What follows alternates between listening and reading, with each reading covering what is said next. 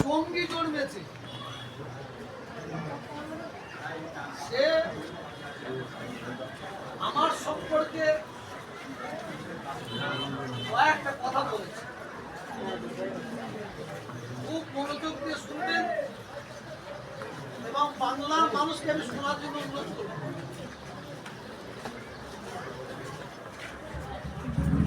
ওই ব্যক্তির নাম নিতে আমার ঘৃণা হয়, ওই ব্যক্তির নাম নিলে আমার কুর্মি করতে হয়।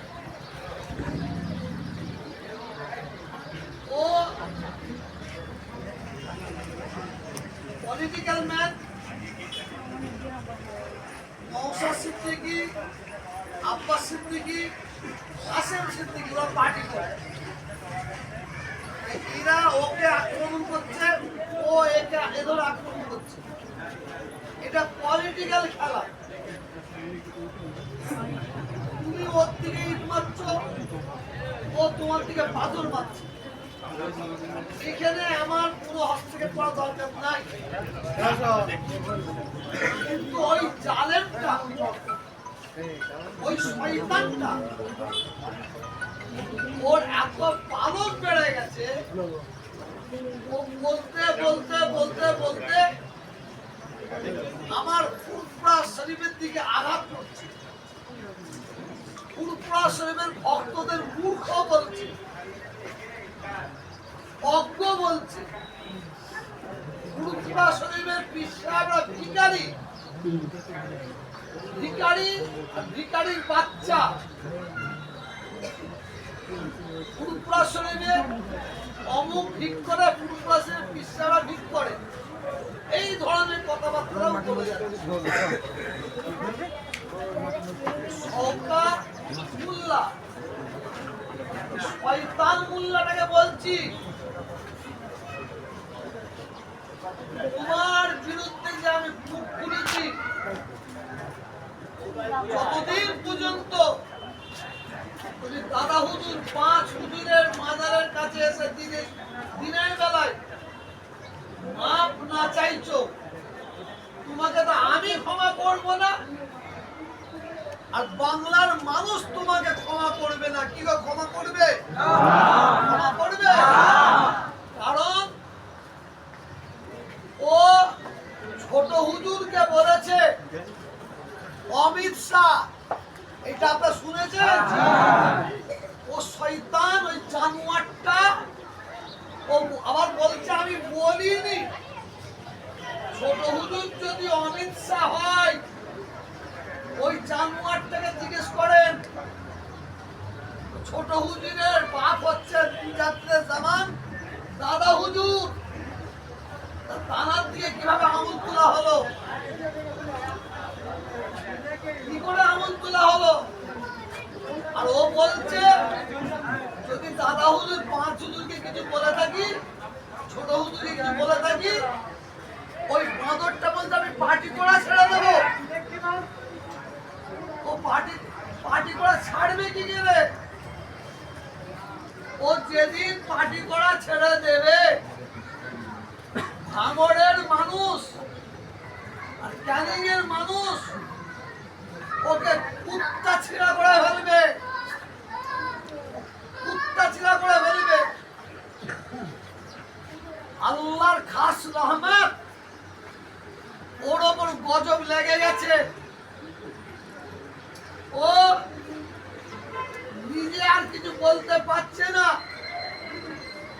ও কিছু মানুষকে দিয়ে ফুরফুরা শরীফে আঘাত করছে। যারা ফুরফুরা শরীফ আমার সঙ্গে কথা বলছে, তাদের আমি বিচারককে ফোন করেছিলাম। তারা বলছে হুজুর ক্ষমা করবেন, হুজুর আপনার পায়ে ধরে বলছি মাফ করবেন, হুজুর এই জালেমটা বারবার ফোন করে আমাদের বলাচ্ছে, কিন্তু যদি না বলি ওই জালেমটা, ওই শয়তানটা আমাদের ক্ষতি করে দেবে। অতএব খবর জানি গে 1 নম্বর যদি কেউ জালেম থাকতে হয়, সেটা ওই বদমাইশ, ওই শওকত মোল্লাকে কিছুদিন আগে মার্ডার হয়েছে রাজ্জাক খান, তার আগে মার্ডার হয়েছে মানিক পাইক, আরো 2-4টে মার্ডার হয়েছে। আমি বলি না, আমাদের মানুষ বলছে, ক্যানিংয়ের মানুষ বলছে পুলিশ অন্য কাউকে তোলার দরকার নাই। যদি ওই জানোয়ার থেকে পুলিশ